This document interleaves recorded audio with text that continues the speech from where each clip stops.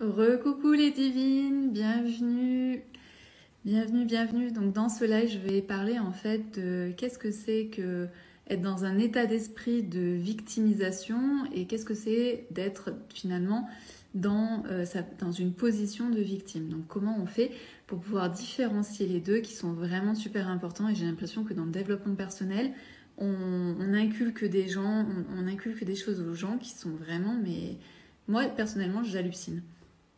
Donc, j'aimerais juste revenir en fait sur ce truc-là et je vais utiliser l'oracle de Béline pour pouvoir vous expliquer ma façon de penser. Coucou, bonsoir, coucou, bienvenue. Donc, je vais vous parler donc, de cette posture en fait de victime. En fait, j'ai reçu ces derniers jours en fait des messages de femmes qui me disent en fait qu'elles ont été violées, abusées, enfin voilà. Donc ce sont des témoignages. Moi, je ne remets absolument pas en cause leur témoignage ou ce qu'elles ont pu vivre.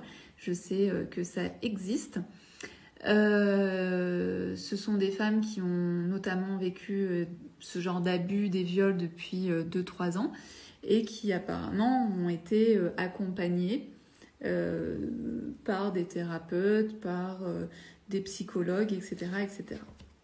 Donc, la femme, en fait, depuis des générations et des générations, des millénaires et des millénaires, notre corps a été abusé, c'est-à-dire dans tous les sens. Donc, ça peut être soit par rapport à notre beauté, soit par rapport à notre sexe, soit par rapport à notre talent. Mais en tout cas, la femme, en fait, a toujours eu du mal, en fait, à se positionner par rapport à ce que l'homme pouvait attendre de nous et aussi récolter de nous. Donc ça, c'est vraiment important. C'est-à-dire qu'un homme, jusqu'à présent et encore aujourd'hui, parce que c'est ce que je vais vous parler, je vais vous parler de ça aujourd'hui, encore aujourd'hui, il absorbe en fait les talents des femmes, il absorbe en fait tout ce qu'on est capable de faire. Et donc on se retrouve en fait dans ces énergies-là, donc dans Béline, hein, c'est le despotisme, c'est-à-dire qu'on est accroché à un homme. Hein. Je vous montre ça parce que c'est vraiment incroyable. C'est-à-dire qu'ici, on est accroché à une chaîne et on ne peut rien faire. C'est le despotisme, c'est la carte la plus dure du jeu, celle qui fait le plus de frissons. Et ça, le problème, c'est qu'en tant que femme, on y est encore. Et quand je dis en tant que femme, je m'inclus dedans. C'est-à-dire qu'on a plein de choses à déconstruire. Et si on n'apporte pas en fait de l'analyse, de la réflexion, du recul, on se retrouve très régulièrement en fait là-dedans par rapport aux hommes. Malgré qu'il y ait eu MeToo, qu'il y ait Balance ton porc, etc., ça fait énormément bouger la société. Sauf que moi qui travaille en fait tous les jours avec des femmes, tous les jours je reçois beaucoup de commentaires et de partages et je vous remercie de ça. Moi je peux vous dire que je prends la température et on est loin encore de sortir de cette histoire de despotisme par rapport à l'homme. Et de l'autre côté, ben forcément on a toujours cette impression de vol et de perte, c'est-à-dire qu'on a toujours l'impression qu'on nous vole quelque chose et qu'on perd quelque chose. Et à chaque fois que l'on rentre en relation avec des hommes, on peut avoir ce sentiment-là. Pourquoi en fait on est coincé ici? Tout simplement parce qu'on fait partie des premières générations qui prenons en fait notre responsabilité de devenir des femmes responsables. Jusqu'à présent, en fait, on était dirigé soit par nos pères, soit par nos frères, soit par notre mari, soit par ce que décidait pour nous la société. Sauf que la femme, en tant que femme, on n'a jamais pris l'habitude de finalement décider par nous-mêmes. Donc, on a toujours cette impression de pas être légitime quand on prend nos propres responsabilités. Donc ça, c'est une première des choses. Et tant qu'on n'arrivera pas à prendre, et ça, c'est vraiment important d'entendre responsabilité parce que c'est à nous et à chacune d'entre nous de prendre notre responsabilité. On ne peut pas compter en fait sur une autre femme de faire à notre place ce que nous on doit faire. Donc moi c'est ce que j'explique en fait dans mes messages, dans mes newsletters, dans mes vidéos. Moi je fais en fait ce que je dois faire. Par exemple par rapport à mon droit à l'image, ok, je suis en vol et perte par rapport à mon droit à l'image. Je ne veux pas rester accrochée et à ne rien faire, donc je vais en procès et je fais ce que je dois faire. Ok, la procédure elle a duré 2 ans, mais en attendant aujourd'hui, j'ai récupéré mon image m'appartient. C'est un peu comme quand il y a des viols, mon corps m'appartient. Il n'y a personne d'autre en fait qui a le droit de le souiller, il n'y a personne en fait qui a le droit de faire ce qu'il veut avec mon corps. Celle qui fait ce qu'elle veut, c'est moi. Mon corps m'appartient. Donc, tout ça pour dire, que en fait, il faut se positionner ici, dans cette énergie de la destinée. C'est je prends mon destin en main, je suis mon chemin de ce qui est bon pour moi. Ensuite, c'est je le fais avec intelligence, c'est-à-dire que ici, vous pouvez voir qu'il y a une sorte de droiture et de savoir que j'ai tout en moi pour réussir en fait à aller de l'avant, à décider pour moi et à savoir ce qui est bon pour moi, mais aussi je prends ma responsabilité. Alors que ici, en fait, je me considère ou je me comporte comme une petite fille. En réalité, je ne prends absolument pas mes responsabilités.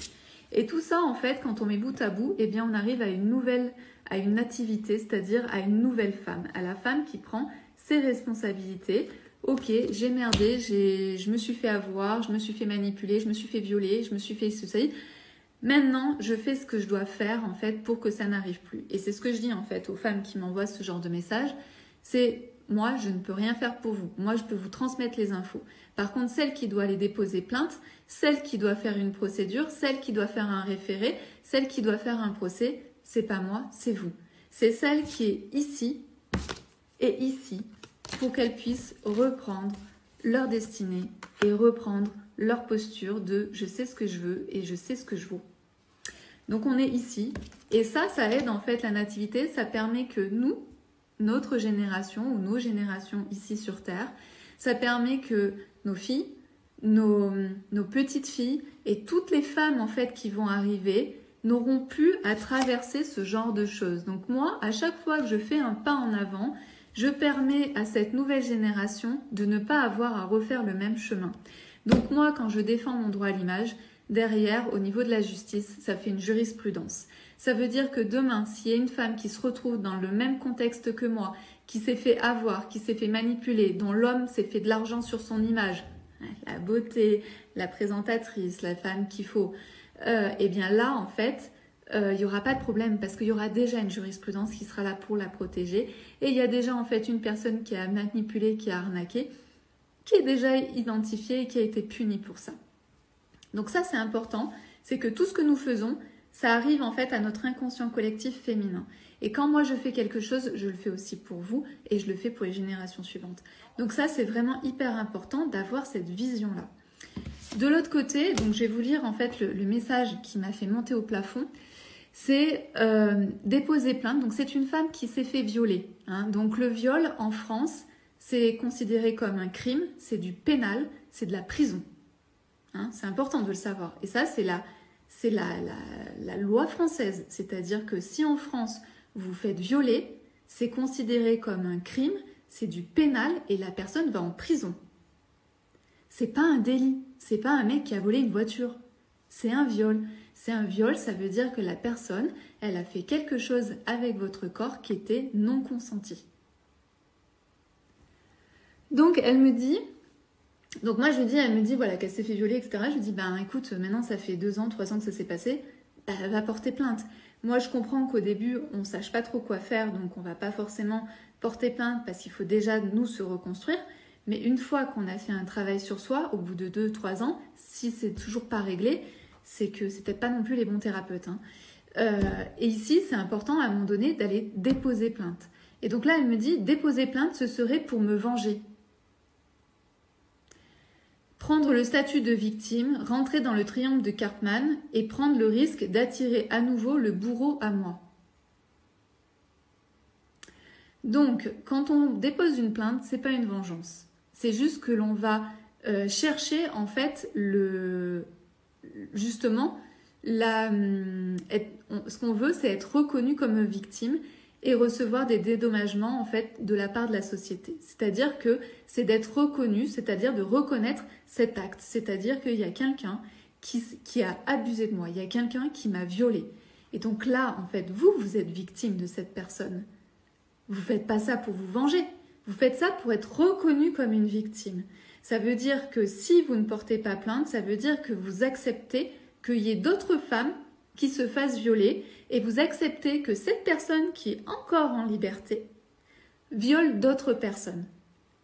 Donc en quelque sorte, en fait, quand vous portez pas plainte, c'est comme si vous acceptiez en fait ce système et c'est comme si vous entreteniez ce système.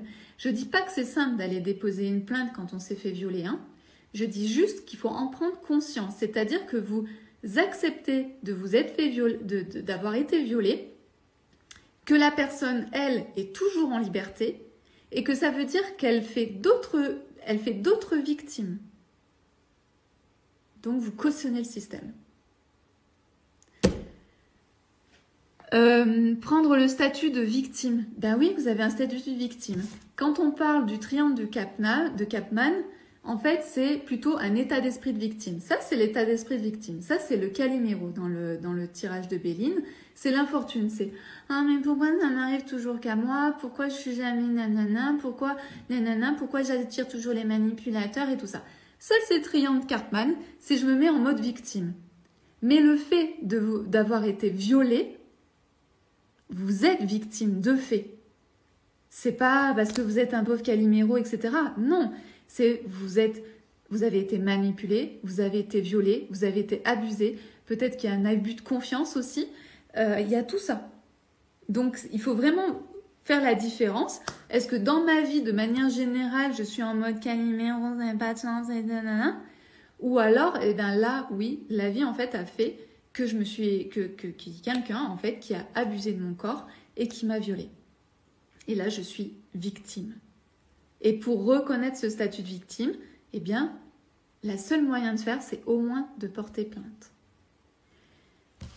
Donc, il y a la reconstruction de soi-même en premier. Et ensuite, une fois qu'on s'est reconstruite, on peut se dire en fait que tout ce qu'on fait, c'est pour nous, pour notre statut de victime, pour être reconnu comme une victime. Et en même temps, on le fait aussi pour les autres femmes.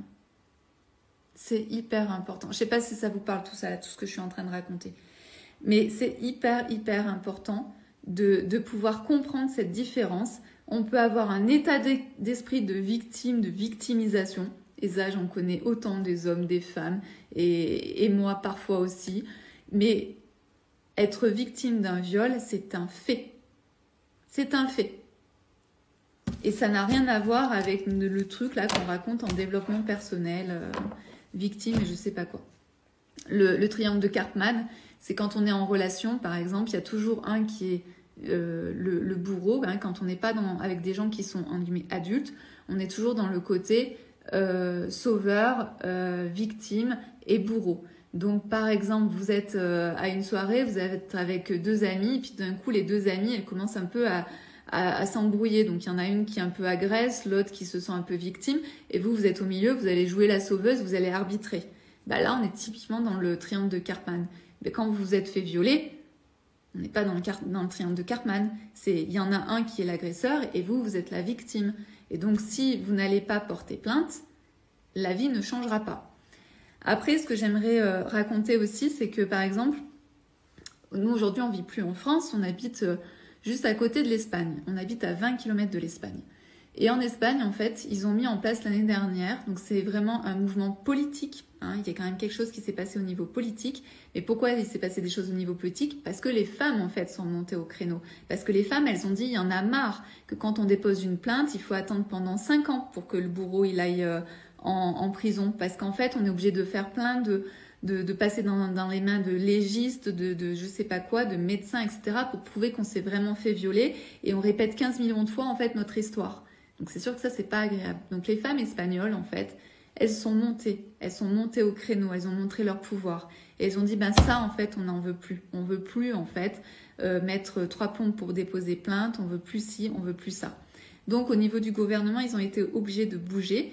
Et ce qu'ils ont fait, en fait, ils ont mis en place, en fait, des lois. Ce qui fait qu'aujourd'hui, quand il y a une femme qui se fait violer, ben c'est direct, en fait, le mec, il est directement en prison. Donc ce qui fait qu'en 1 an, ils ont baissé de 80% les femmes qui se font violer. Donc c'est un truc qui est juste extraordinaire. Donc c'est possible en Espagne, donc ça doit être sûrement possible en France. Mais tout ça parce qu'en fait, à un moment donné, les Espagnols, elles ont compris que leur corps leur appartenait, que c'était impossible en fait de rester en fait sans rien faire. Et que même si c'est douloureux d'aller porter plainte, même si c'est douloureux de raconter son histoire, etc., à un moment donné, c'est important en fait que la personne en fait soit en état de nuire. Parce que vous avez été victime, ça veut dire qu'il y en a plein d'autres qui vont être victimes. Donc tout ça pour dire, moi de mon côté, je fais mon taf. Hein. je vais en procédure juridique et je me dis, ben voilà, je sais que je fais des jurisprudences derrière et c'est tant mieux. J'ai décidé de plus me laisser faire. Je pense aussi que je le fais pour moi, je le fais pour les autres femmes, je le fais pour les générations qui arrivent. Parce que là, au point où on en est en France, quand je lis ce genre de message, je me dis que jusqu'en 2500, en fait, on va continuer à se faire violer, à se faire manipuler et à se faire arnaquer. Voilà. C'est la seule chose que je voulais dire ce soir. Donc, je sais que ça demande beaucoup de courage de pouvoir dire, ben moi, je me suis fait violer, le MeToo, le balance ton porc, etc. Ça demande du courage. Et en même temps, bah, je crois qu'on fait partie de ces générations-là qui ont le pouvoir de faire ce genre de choses et de changer. Parce qu'aujourd'hui, en Espagne, un homme qui viole une femme, il est directement en prison. Donc aujourd'hui, les hommes en fait qui pourraient avoir des problématiques sexuelles ou des problématiques intellectuelles vont faire attention à ce qu'ils font avec les femmes. Voilà ce que je voulais. Je ne sais pas si ça vous parle, si certaines ont envie de partager certaines choses. En tout cas, c'est vraiment important de prendre conscience du pouvoir en fait qu'on a et surtout le pouvoir de dire non et le pouvoir d'emmener en fait l'agresseur en fait en prison, tout simplement.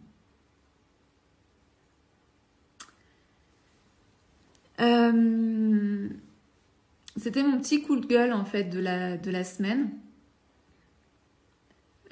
Parce que c'est pour moi et puis là ces messages que je reçois c'est du style Peggy aide-nous. Moi je peux rien faire en fait pour vous, je peux rien faire. Moi je me suis pas fait violer en fait par cette personne, donc je peux pas porter plainte, je peux rien faire pour vous. La seule personne qui peut vous aider c'est vous et qui peut faire aussi avancer les choses. Voilà, je vous souhaite une belle soirée. N'hésitez pas à partager cette vidéo si ça fait écho chez vous, si ça fait faire écho chez d'autres femmes, si ça peut faire des prises de conscience. On est... Voilà, je pense qu'il faut que ça bouge. Il faut que ça bouge. Je vous dis, je vous souhaite une belle soirée, coucou Anne. Je vous souhaite une belle soirée et je vous dis à très vite pour une prochaine vidéo, pour un prochain live.